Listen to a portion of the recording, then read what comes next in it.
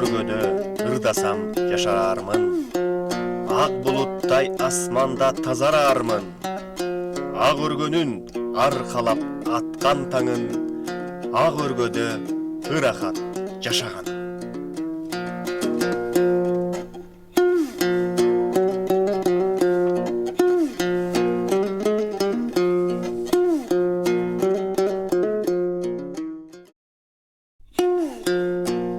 Мындан 30 жыл мурун 1989 жылдын жаз айларынын башталышы менен азыркы көлмө конушунан жаштар жерлерди өз алдынча ээлешип, үйлөрдүн пай дубалдарын курушуп, дубалдарын тургузуп жиберишкен.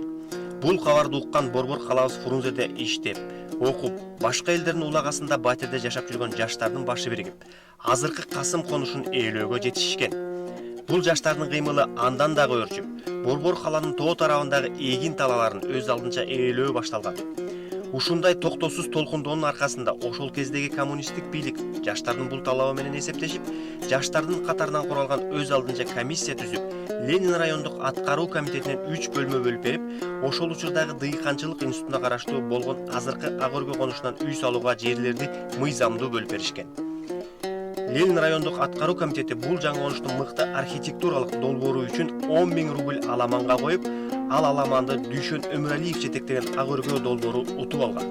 1989 жылдын 6 июлунда Түгөлбай Сыдыкбеков баштаган жазуучу аксакалдар ушул талаага келип, Түмөнбай Байзаков атабыз Ак өргө конушу болсун деп ак батасын берип, таш белгисин коюлган.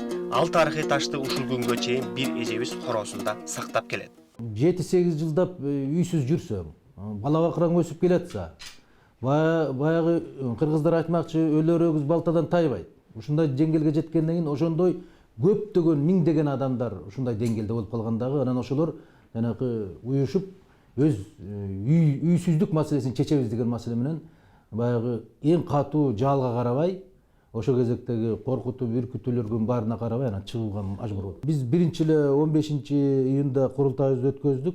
Ошого чейин негизинен ошол кезектеги аралашып жүргөн адамдарда эме деген пайда болду да, биз негизинен жер алып үй салып аткандан кийин баягы бири-бирибизге жармакташып, өз жардамдын ашар деген үлгүсүн алсак, бул өзү маңызыбызга туура келип атат деген менен анан ошондой тандалып калды да. Бирок дагы бир ат сунушталган болчу, ал коломто деп. Биз ошол өзүбүздүн коломтону ушул борборубузда жагып, ошонун отун өчүрбөй алып кетели деген. Бирок негизинен коомдук пикир, ошол кездеги пикир ашарга көбүрөөк болуп кетти да, ошентип алынып калды.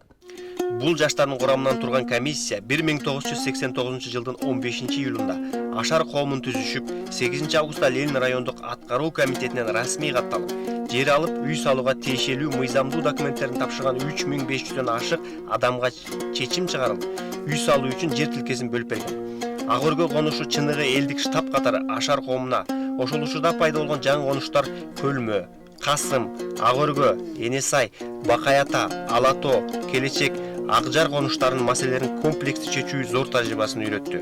Бул конуштардын ички түзүлүшүндөгү тирлик маселелерин чечүүдө Кыргыз ССРнын Министрлер Советинин төрагасы Апас Жумагулов өзүнүн биринчи орун басары Мукун Асеновдун атайын куратор кылып дайындаган.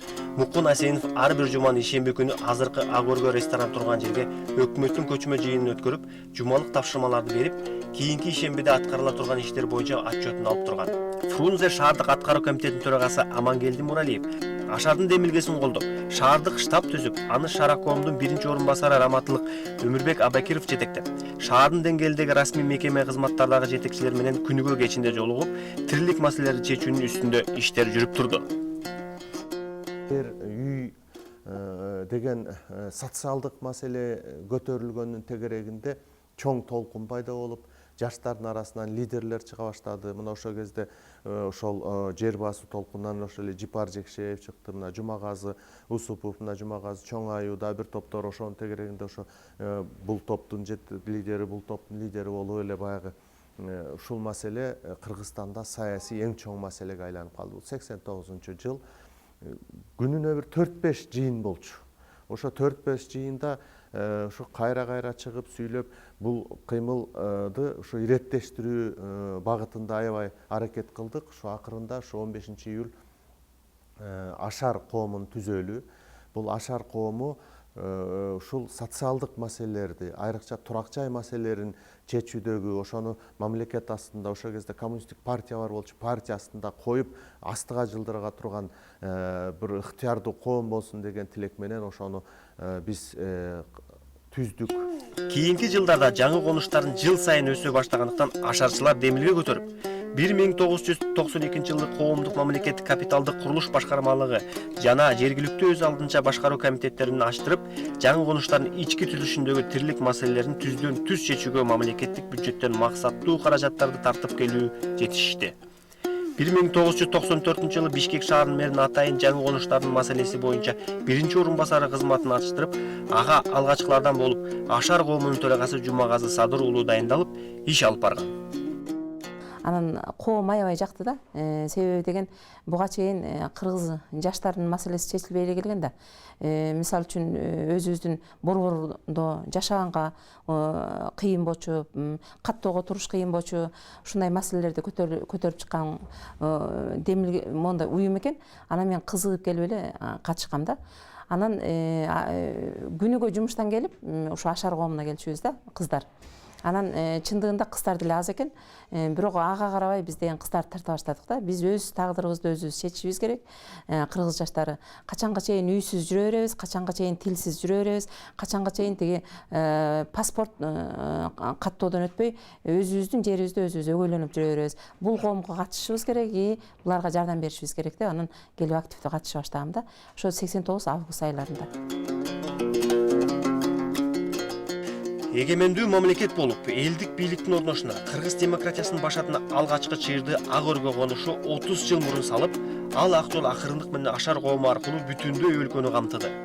30 жылдык мааракеңиздер кут болсун, урматтуу ак өргөлүктөр.